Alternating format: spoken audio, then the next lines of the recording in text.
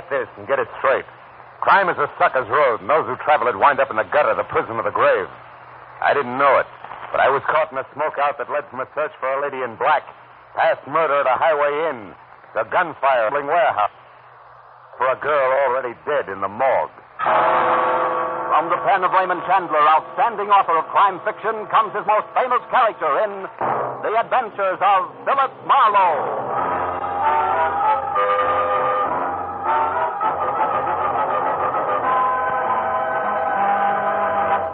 Now, with Gerald Moore, starred as Philip Marlowe, we bring you tonight's exciting story, The Smokeout.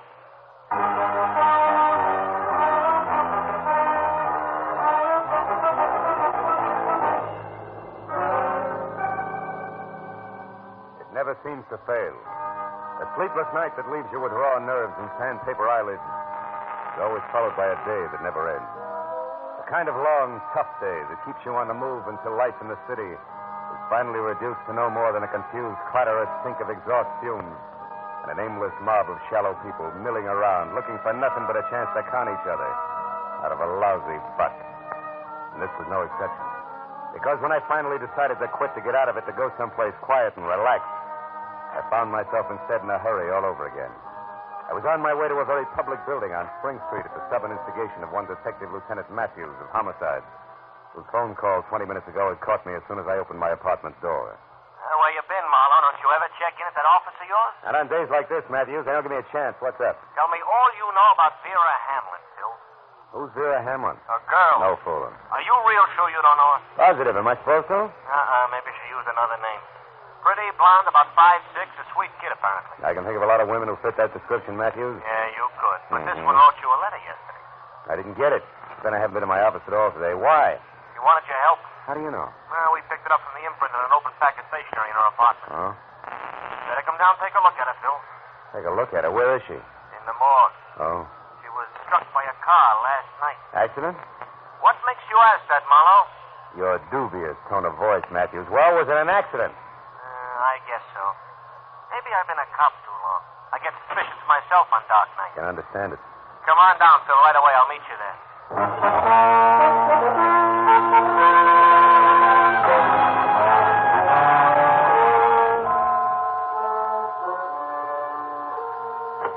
You better hold it a while. Oh, here he is now. Hello, Phil. Hi. Made good time. This is Mr. Connor, the morgue attendant. I'm certainly glad to know you, Mr. Marlowe. Is this your first visit? No, I've been here before, Connor. Well, Matthews, for what good do you think this is going to do the police department? Let's see her and get it over with. All right, let's go, Connor. Certainly.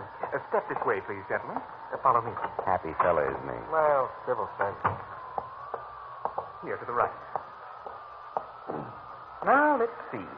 Egram, Barnigan. Now, here we are. Hamlin, Vera.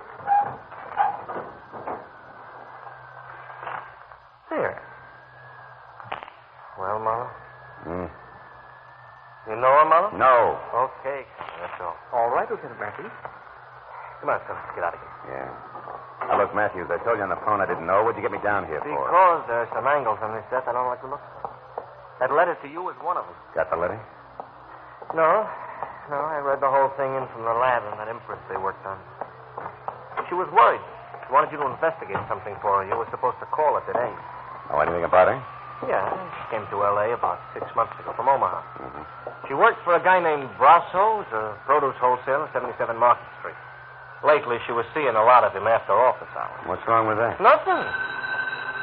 She was killed in front of Brasso's house at 2 a.m. and she was getting out of her car, and Brasso wasn't home at the time. Oh? He has a fair alibi, puts him out on Highway 101 north of Santa Monica when it happened. Excuse me, gentlemen. I'd better get the phone. Yeah, do that. What about the motives, Matthews? No motive. Well, then why are you so upset? Why was she so upset? What did she want you for? That's not enough for you to if I go had on. that one answered, I'd know where to go from there. I know, but you're pinning a murder rap on What somebody. do you mean murder rap? I'm not up to that. It's for yet. you, Lieutenant. All right, thank you. Excuse me a minute, Phil. Hello, this is Matthew. Yeah. A witness. Says it was murder. Phil, get a load of this. What? Yeah, give me that again. Yeah, a woman. Saw it happen, huh? Great. Who was it? The lady in black. Where'd you get that? It sounds corny. Where did you get that? It sounds... What? You mean there's a story about it out now in the L.A. Journal? Yeah, I'll be back there in 5 minutes. And listen, get a hold of the reporter who wrote that story and hang on to him. I want to talk to that wise punk. How do you like that? How do you like Yeah, Vera Hamlin murdered with an eyewitness to prove it. Only the police department is the last outfit in town to know. Come on, Phil. it? Where to this time? To buy a newspaper, find out what's going on.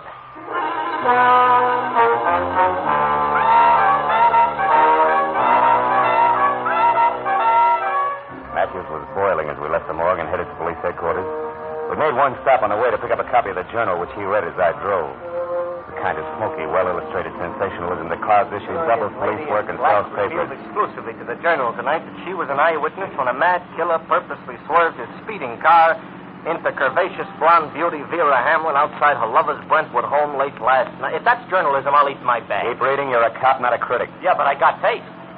The lady in black will appear at police headquarters at 9 o'clock to reveal license number and description of the murder and the shocking death which police have already labeled accidental. Nuts. Come on, Marlowe. I felt a little sorry for Matthews because the way things were breaking, the Vera Hamlin deal was a cinch to become one of those involved screwball affairs where nothing goes according to the book, and I was glad I never got a letter. Now it was none of my business. All I wanted to do was drop Matthews off, get away from the whole thing, and try to forget about it. But when we piled up behind the waiting squad car at headquarters, a gang of night-beat photographers draping the stairs stopped us. Give you right, Lieutenant, is your witness going to show? It's 9 on the button. Where's the lady Oh, inside? I know. I didn't find out there was a witness till I read it in the Journal. Yeah, that was a dirty trick. Hiya, Marlowe. Hi, Abbott. You're an old-timer, Abbott. You guys ought to keep punks like the Journal squirt in line. They just make it tough on everybody. Oh, don't blame us for that guy.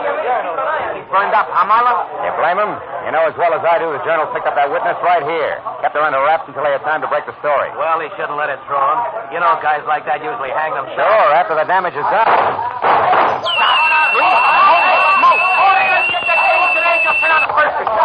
Now, I've had enough today, Matthews. Besides, nobody in City Hall signs my check. Good night.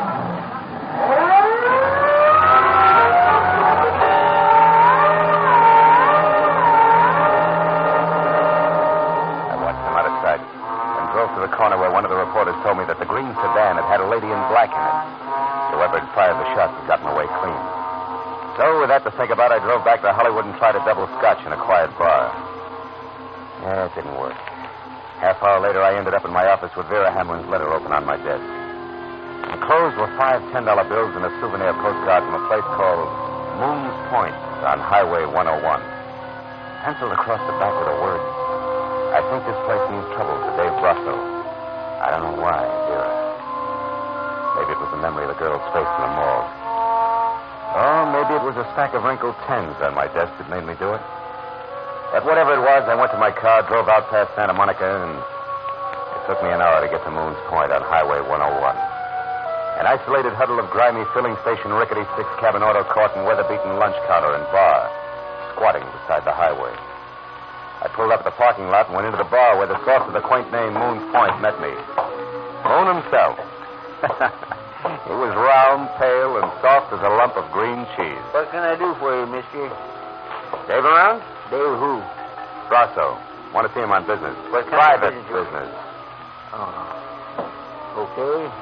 Sure, Brasso's here. Out in cabin number 4 there with Mr. Stipple. No? You can got that back there, Doris, there if you want her.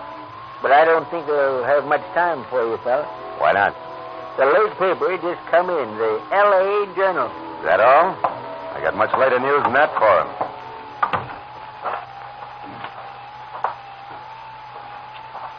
Hey, you. Who's there? Pull it down, will you? My name's Baggett. Agent sign asking for Dave Brasso. Well, I think you're a cop, and I might be able to do you a little favor. What do you got in mind, Baggett? Well, since there don't seem to be much love lost between you and Brasso, I'll tell you.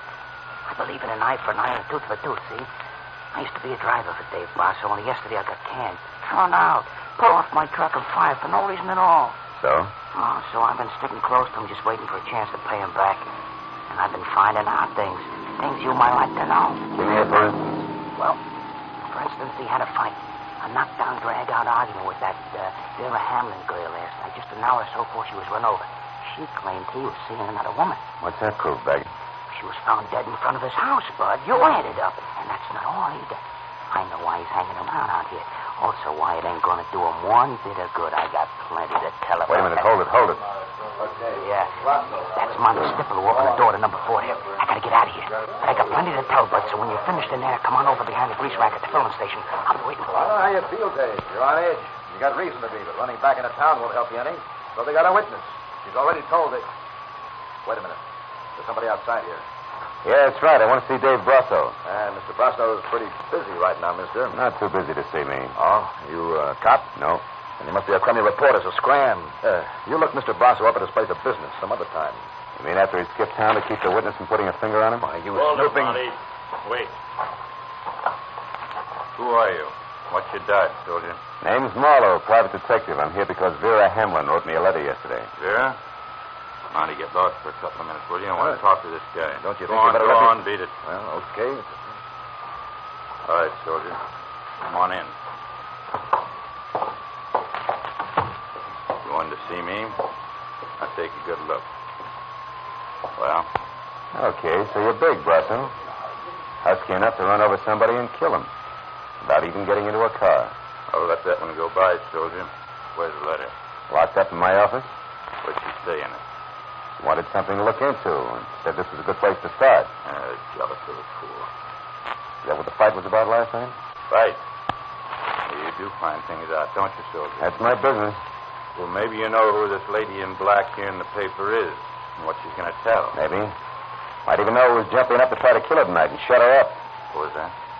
You mean somebody... Come on, Brasso. Let's stick closer to the truth. You're a lousy actor. For instance, Vera wanted me to come to this dump because you and Sipple are holed up here. Why? That doesn't concern you. It's business. Sure, and when a girl accidentally gets in the way of business, she's run over by it. Is that the way you work? You keep harping on the same thing, soldier, and I don't like it. I was in love with Vera Hamlin. Maybe you're trying to use that to nail me in a frame. Maybe you're a sneak for that stinking louse Weber. Maybe you didn't get any letter from Vera at all, so get out of here and think up a new one. Your theories are getting way ahead of you, Buster. Who's Weber? Jerk. I said get out. Now take that back for an answer, soldier, and you can get more of the same anytime you want it at 77 Market Street.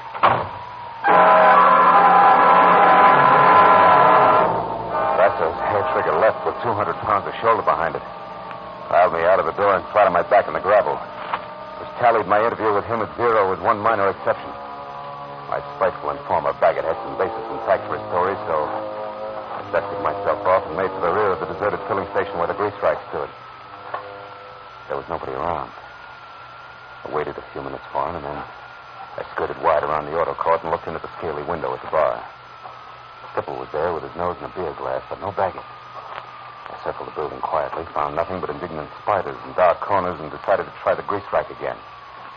When the back door to the bar opened, and Moon came out with a flashlight and a pail of garbage. He was halfway to a rack of cans when he froze. Like a bird dog with one foot in the air. Holy mackerel. Flashlight stabbing at a man's hand, hanging out over the edge of a shallow ditch. Look there. There's somebody laid in the ditch. Yeah. No wonder I couldn't find him. It's Baggett with a knife in his back.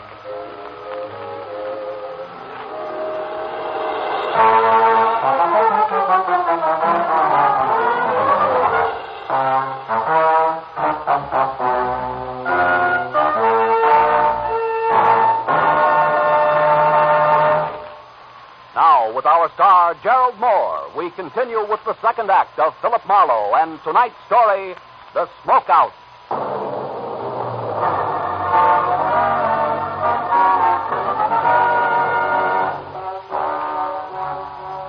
Even as death quietly hardened the hand at the edge of the ditch, the wheezing, pudgy circle known as Moon was already worrying less about why murder was sprawled at his feet and more about what the violent slaying of the truck driver was going to do to his roadhouse business as usual.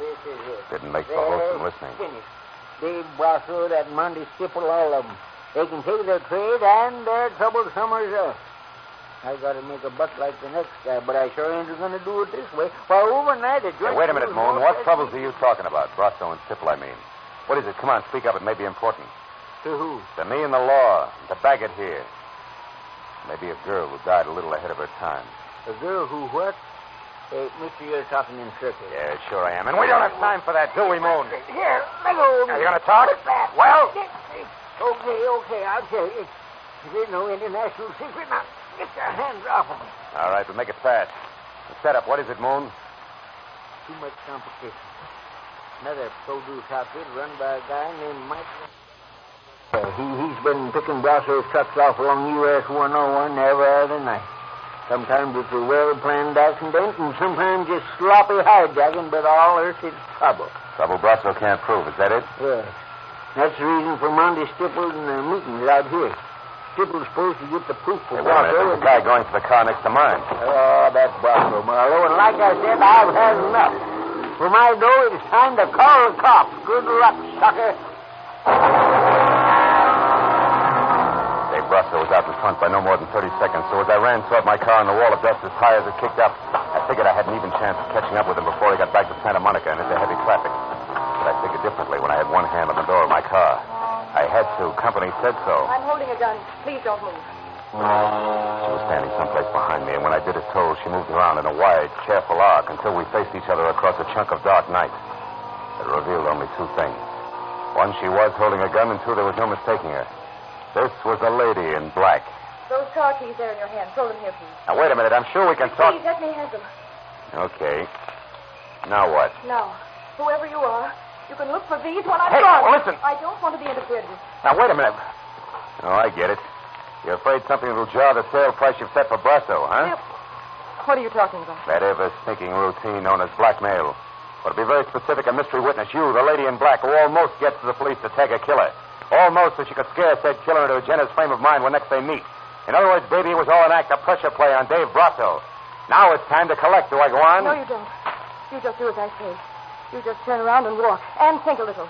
Think about the pistol shots that you neglected to mention, which somebody took at me while I almost went to the police. Or did I do that myself? Also for the sake of Mr. Brasso's frame of mind. It's possible. I don't think so. Now go on, start walking. You don't make much sense standing here. As I moved away from her, she backed off quickly toward a car that was nuzzling a high hedge near the far side of the roadhouse. So I knew that any move I intended to make had to be done right then and there. But she must have known just as much because that was when the gun she held got mad enough to start spitting my way. I dove for the gravel at my feet, then practically burrowed my way across a dozen uncomfortable yards of chopped rock to the shoulder of a line of trash cans, all of which left me scarred, safe, and in time to do nothing more effective than swear. I had a pair of teasing tail lights on a green sedan that were already winking out of sight. Didn't help much.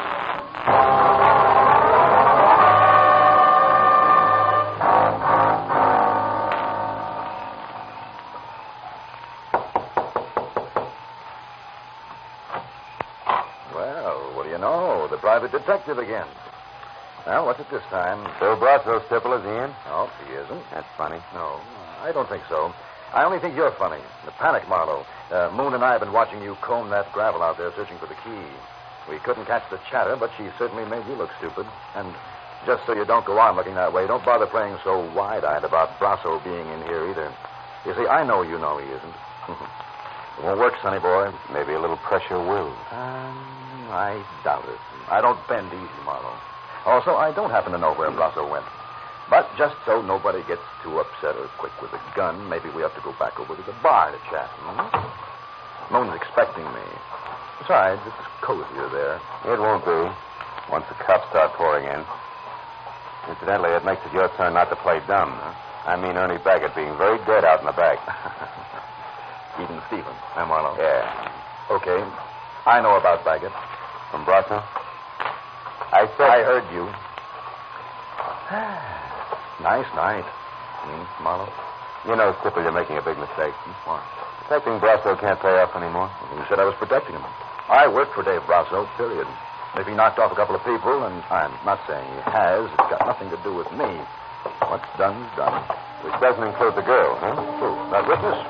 What's the difference? What happens to her? She's living on borrowed time right now, any way you look at it. Why? Because of what she knows? No. Because of the way she handles what she knows. All that gab in the papers. You know, she's lucky those 3 shots that were thrown at her only came out of a pistol. Could have been a howitzer, considering the advance notice she gave. Hey, Moon. What? The cops here yet? No, they ain't. Highway patrol took 5 minutes, 10 minutes ago. I sure wish they'd get here. Don't worry, they will. Well, Marlowe, will it be? Hey, private detective. Come out of it. What's up? Around here, Stipple, nothing. Nothing at all. Where are you going? To 77 Market Street, the Brasso Produce Company. I think it's where both your boss and the lady in black are going to get together. And what gives you that idea? A hunch, Stipple. Just a hunch. Goodbye. The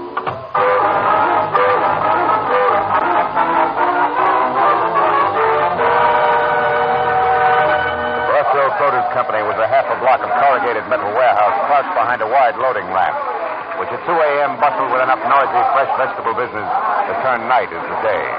And when I was out of my car, clear of the whirring electric hand cart, making my way in between sided lettuce crates toward a cage marked dispatcher, I kept wondering how a guy who built an outfit like this single-handed could have possibly made the mistake I figured was his.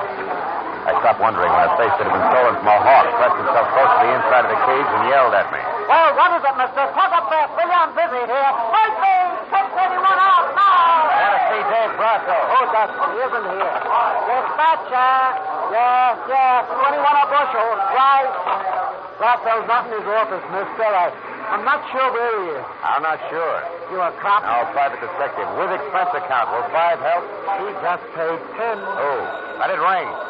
Come on, Buster, this counts. Here's 10. The lady in black? Yeah. Keep it down, will you? She stood around for maybe 20 minutes before she got talking to me. Not a bad-looking doll. All right. Now, where'd you send her? Come on, you got your 10. Talk. Hang on just a minute. Where? The old shed in the back. Used to be a warehouse. They've got a real private office there. You'll probably catch up there if you run. I'll probably try. Thanks. The ex-warehouse turned out to be an ugly huddle of parched cobbers teetering at the edge of a deserted cobblestone alley, and quietly dying of old age. And except for a flicker of light from an open door deep inside, it was as dark and as quiet as the lining of a frock coat. Until I stepped in front of a gun, it was no surprise. When I told you that I didn't want to be interfered with, I meant just that. Now, without shouting, who are you? For one thing, a private detective named Philip Marlowe. Another, a guy who's still working for Vera Hamlin. You're working for Vera? That's right, but not swinging in the dark. Which means what? That you never saw Vera Hamlin killed in the first place. And that all this lady in black razzle-dazzle strictly a smokeout. Vera was my sister, Marlowe. Her letters told me all about Dave Brasso, about what he meant to her, about the runaround she was getting from him. So you added that to a phony hit-and-run accident and decided to pose as a surprise witness. So that Dave Brasso would try to pick you off and reveal himself as your sister's killer, if you lived through it. Right. And now, Marlowe, Marlowe, quick. Get back. Brasso just turned that light off in there. He's coming out, and I'm going to meet him. No, don't. Look, Listen. If you want to help, stay where you are. Keep quiet. Oh, brother. I'd better be right. She moved one slow step at a time toward the long, thin triangle of light the open warehouse door spilled across the sawdust flooring. I slid my .38 from shoulder holster to right hand, and the hair on the back of my neck started to crawl. And suddenly there was nothing to do but wait. You can stop right there, Mr. Brasso. Huh? Who's there? Who are you? A girl named Hamlin, Mr. Brasso. Frances Hamlin. A girl who knows all about how my sister really died. It was only a sudden flash of light, but the room's taking it. It was a pistol raised and aimed at the back of Frances Hamlin's head. It was all the cue I needed. Drop it, Sybil! Don't shoot again! Don't shoot again! Marlowe, what a quickly Brasso's get out. Yeah, but he's harmless, honey. He and Stipple aren't on the same team as far as your sister's concerned. Did you hear that, Brasso? Yeah, I heard you, Marlowe. Well, then Stipple killed my sister. Why, Marlowe? I don't know. He's the one to ask about that. All right. Why, Stipple? Dave, why did you do it? Dave, stay back. Why? I did it because she caught me at my place, caught me talking to Mike Weber. You worked for Weber for the guy who was wrecking our business? Yeah, Dave, please, I didn't know what I was doing. She was going back to you to tell you what she saw. You lout! You double-crossing lout! Hey, Dave, that's enough. No, it isn't. Please, Dave. I've got something to finish.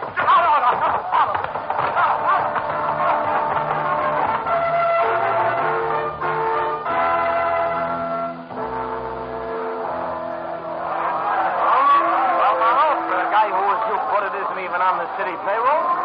You did all right tonight. Hey, but Doc Matthews. Hey, Lieutenant, how about the story? We're pushing our deadline on a bulldog edition. Yeah, we work for daily papers, Matthews. You've been holed up in that warehouse with Marlowe and that heavy for a half hour now. What gives? Hey, how bad is Stipple's wound? Look, the wound is nothing. It's a scratch, although I wouldn't say he ain't hurt. But the story, you'll have to wait until I'm down at headquarters. I haven't got it all myself. Oh, Lieutenant, you're kidding. Sure, I got lots of time for it. Listen, Abbott. Monty Stipple killed both Vera Hamlin and Ernie Baggett. He killed the lady because she found out he was crooked, and he killed Baggett because he was afraid Baggett knew too much. And now, so long. Oh, but Lieutenant, tonight I got something less than love for the gentleman of the press. Hey, Phil, come on. Miss Hamlin's over there. All right. Look, Marlowe, before it's impossible for me to stay away from those dear boys any longer. Tell me, where did you run across the switch? I mean, what tagged Monty Stipple for you? Mistake he made, Lieutenant. calling the shots when he was blindfolded? Or in other words, what? Matthews, I'm tired. Tomorrow, huh? No. We can talk then. Come on, Marlowe, Frank. please. Okay. Well, it's something like this. Back at Moon's Point, Sybil told me how lucky the lady in black was. Only 3 shots were thrown at her. And he had no way of knowing how many shots had been thrown, huh? Attaboy. Unless, of course, he threw them himself. Sure. Francis had a smokeout plan, which was an inspiration to me because knowing Sybil was a liar and proving it were 2 different things. So you led him to the warehouse, and while Miss Hamlin here gunned for Brasso, Sybil gunned for her. You're so right, and good night, Lieutenant No, Matthews. listen, Marlowe, Good night, Lieutenant. Okay. Good night, Phil. Good night, Miss Hamlin. Good night, Lieutenant. Thanks, Marlowe. And what? More questions? Uh-huh. But not under vital statistics. Oh. Marlowe, one way or another, my crazy plan has worked, right? I guess so. Well, then tell me. Now that Stipple's caught and, well, it's all over, am I supposed to feel good? I don't know, baby. Maybe that's what's so screwy about revenge. It's got all the permanence of a smoke ring, even when you're positive it's justified. Cigarette?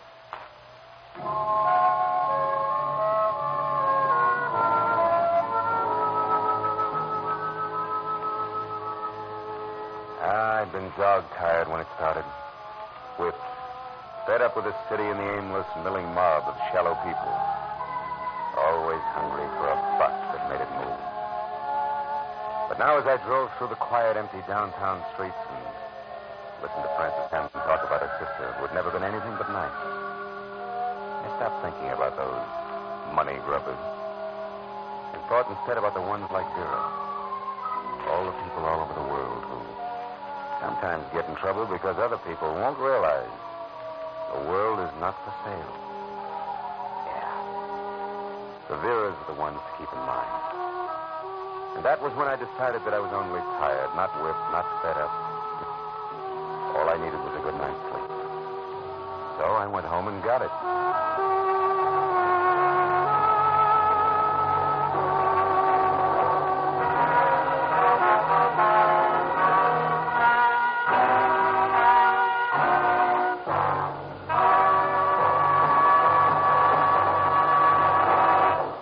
The Adventures of Philip Marlowe, bringing you Raymond Chandler's most famous character, star Gerald Moore, and are produced and directed by Norman McDonald.